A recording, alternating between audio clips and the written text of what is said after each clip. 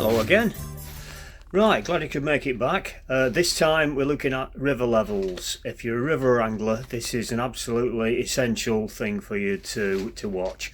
A lot of you will probably know about this, but I'm absolutely staggered at the number of river anglers that don't and are always asking for information on Facebook about river levels. Well, there's no need to. Just follow this through and I'm sure you'll find it useful. Okay? Well, I think the river anglers amongst us will realise the importance of river levels to the quality of fishing. It's been really brought home this year. We've had such a poor season in terms of water quality and scarcity of water, basically, very poor river levels. Up in my region it's rained a few times. It looked like it was going to get going sometime in early August and again in September for a short time, but what rain did come was just not enough and not for long enough. Just little short-lived short rises which never really cleaned the scum and algal growth out of the rivers. Just poor really. One or two good catches if you could be in the right place at the right time, but it's been very difficult. That's both for coarse and game alike. I think whatever species you're thinking of, a falling flood when the rivers drop well away from the peak of a flood and is just slowly settling and nice and clear, little bit of colour but gradually clearing by the hour. That's quite a magical time for most river species. Whether that's salmon, sea trout, roach, dace, chub, perch, pike. The only exception I can think of when maybe you'd need a rising river on some waters is the barbel. A lot of barbel anglers like a rising water, but generally it's just bad news if you've got a shortage of water. I can remember some summers trying to fish for sea trout at night where continual top-ups and a generally wet summer has ruined it, because for sea trout at night anyway, you want a fairly settled river level, quite low but not to the drought low, just sort of low but still clean. So we've not had that. So I can remember many years ago when we were trying to judge this dropping off the floodlark, and basically it involved a lot of wasted journeys and cursing. You'd drive something like 180-mile round trip to find a river in a raging flood, or the flood hadn't hit at all and it was at drought level. You couldn't really get it right unless I think some canny anglers would make friends with somebody locally and have a contact. Some of the people in local tackle shops would be able to advise on what the water conditions were like, but it was never very accurate, and it was all down to chance really. You just had to take what you got when you got there. Now, in the 90s, some point in the 90s, popped up the Environment Agency Antiphone service, which looked like it might be quite handy. Several stations up and down various rivers throughout England, and you could phone up this number and it'd give you a reading from early morning, sometimes twice a day I think, early morning and late afternoon, which would give the river level. Quite handy up to a point. Sometimes you'd find that the message was completely distorted and sort of blanked out with interference. You still had to pay for the call, by the way. Other times whoever had left the message spoke very quickly and not very clearly, so you couldn't really make sense of it. And other times the message had been left for several days, if not weeks, and never updated, so that was absolutely useless when that happened. So still not reliable at all. More recently we've had the online system from gov.uk, which has been an absolute game changer. So every hour you're getting an updated river level from thousands of stations up and down the country, and this is the one I'm going to show you how to use.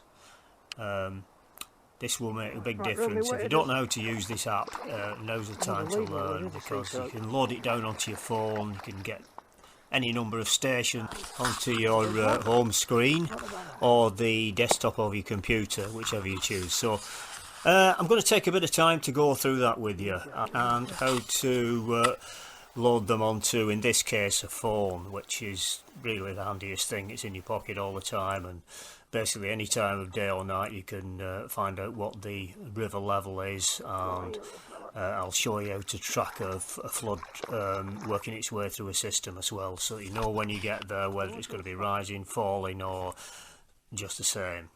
Okay. Beautiful fella. Right, so let's have a look at the process involved in getting this river level onto your phone, or as many river levels as you want, really. So we'll go to Google first. That's that. Bring up River Levels UK. I've already been on it, that's why I don't need to type it. So see that? River Levels UK. River Levels in England, gov.uk. And just let it load for a second, and it'll want a location. Search for a location, which you can see there. So let's say a local river, the River Ribble. Local for me anyway. So we'll select Preston, as that's the nearest city, and gives us all sorts of watercourses there. Scroll up until I find the River Ribble. Close, we're getting to the tributaries, and there we are, River Ribble. And it's given us a few stations up and down the river there, most of the low reaches that. So let's take the first one, New Jumbles Rock. That's not far from Ribchester, which is the low reaches of the river, really. Gives us normal 0.31. The normal's a very vague description. It's quite a bit above summer level at the moment, maybe 6 inches or so. But 0.31, in other words 310 millimetres, is the height at 8 PM today. Well, it's 8:30 now, so half an hour ago it was that. That's the latest update. I can scroll down the page a bit and it brings us that bonny little graph. You can see here, over the course of the last 4 days up to the present time, there's a few little bumps on the graph. The biggest two just there, which are that's the sort of showery rain we've had for the last few days and nights, and how that's gradually filling up the river. We can look upstream as well, so where the little upstream pattern is there, we'll look up again, and we'll keep going upstream until I get to the very top, which is Lochs Weir at the town of Settle.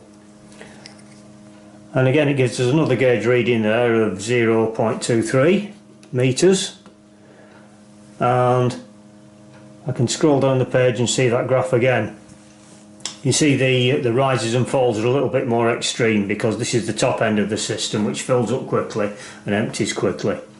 And you'll notice that those two peaks are quite a bit further back, maybe a day or two back from the low reaches, which shows how long it can take on a big river like the Ribble for headwater flood to reach the low reaches. Okay, now if I want to save that to my phone, all I do is press the three little buttons at the top there on the top of the screen,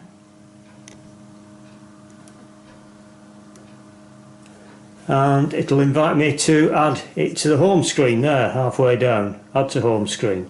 So I'll press that, River Ribble at Lochs Weir, add, yes, confirm, yes.